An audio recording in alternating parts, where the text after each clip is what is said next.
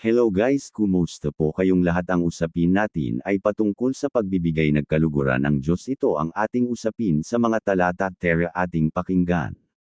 Bigyang lugod ang Diyos. Paano ko mabibigyang lugod ang Diyos? Ang makapagbigay lugod sa Diyos ay nararapat lamang na maging layunin ng bawat mananampalataya o lahat ng tumatawag sa pangalan ni Kristo upang maligtas. Hinihiling sa lahat ng nagnanais kalugdan ng Diyos na siya ay kanilang hanapin sa pamamagitan ng pananampalataya, magsilakad sila sa Espiritu at hindi sa laman, at mamuhay sila bilang karapat-dapat sa kanilang pagkatawag na may pagsunod at pagpapasakop sa kalooban ng Diyos. Ang mga bagay na ito ay tila imposibleng gawin, ngunit kaya itong gawing posible ng Diyos sapagkat nais niyang makapagbigay lugod tayo sa Kanya. At magagawa natin ito sa pamamagitan ng kapangyarihan ng Espiritong nasa ating puso. Pinaalalahanan ni Pablo ang mga mananampalataya sa Roma na ang nabubuhay ayon sa hilig ng laman ay hindi maaaring kalugdan ng Diyos, Roma Kapitulo 8 versikulo 8. Kung ganun, ang unang hakbang sa ikalulugod ng Diyos ay tanggapin ang alay o hain para sa kasalanan na ibinigay niya sa pamamagitan ng kamatayan ni Jesu Kristo sa krus. Saka lamang tayo mabubuhay ayon sa Espiritu, at hindi sa laman.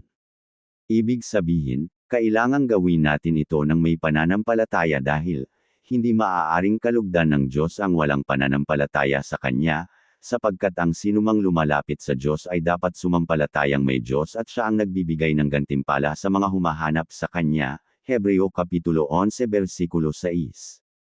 Sa ikawalong kabanata ng sulat ni Pablo sa mga taga-Roma ay pinaliwanag niya ang mga pagkakaiba ng makasalanang kalikasan at ang kalikasan ng mga binago na ng Espiritu. Tinalakay niya na ang mga nasa kasalanan pa ay nakatuon ng isip sa makasalanang pagnanasa, samantalang ang mga binago naman ni Kristo ay mayroon ng lubos na binagong pag-iisip na kontrolado ng Espiritu at nagsisikap mamuhay ayon sa kalooban ng Panginoon.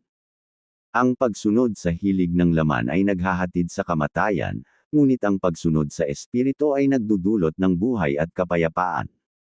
Kaya nga, kapag itinutuon ng tao ang kanyang pag-iisip sa mga hilig ng laman, siya'y nagiging kaaway ng Diyos sapagkat hindi siya nagpapasakop sa batas ng Diyos, at sadyang hindi niya ito magagawa. Roma Kapitulo 8 versikulo 6 hanggang 7. Nangangahulugan ito na ang unang hakbang na dapat gawin ng isang mananampalataya upang mabigyang lugod ang Diyos ay tiyakin na siya ay lumalakad sa Espiritu, at hindi sa laman. Bukod sa mga bagay na ito, kinakailangang tayo ay mabuhay sa pamamagitan ng pananampalataya, Hebreo Kapitulo 10 versikulo 38. Sapagkat ang Diyos ay hindi nalulugod sa mga tumatalikod sa Kanya dahil sa wala silang tiwala o kaya ay nag-aalinlangan sila sa pinahayag niyang mga pangako, o hindi sila naniniwala na ang Kanyang mga daan ay matuwid, banal, at ganap. Hindi maaaring sabihin ng isang tao na ang hinihinging pananampalataya at pagtitiwala sa Diyos ay hindi makatwiran, kahalintulad din ito ng pagtitiwalang hinihingi natin sa ating mga anak at asawa, ito ay isang kondisyong kailangan upang kalugdan natin sila. Gayon din sa Diyos.